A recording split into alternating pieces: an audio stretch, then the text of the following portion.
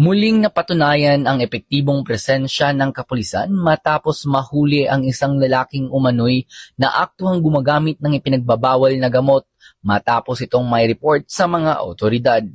Nakuhanan di umano ito ng CCTV sa isang parking lot ng isang establishmento sa Legazpi City, kung kaya't agad na nilibot ng mga nakaposting pulis ang lugar na nagresulta sa pagkakahuli ng sospek na kinikinalang si alias Noy.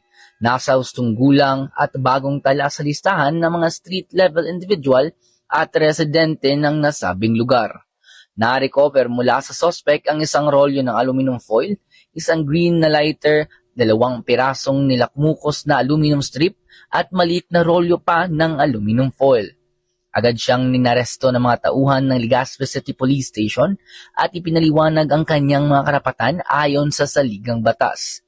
Siya ay nakatakdang sampahan ng kasong paglabag sa Sections 15 at 12, Article 2 ng Republic Act 9165 o ang Comprehensive Dangerous Drugs Act of 2002. Mula po dito sa Albay Police Provincial Office, ako po si Patrolman Corby Flores, nag-uulat para sa Police News Network. PNP para sa Bagong Pilipinas, serbisyong mabilis, tapat at nararamdaman.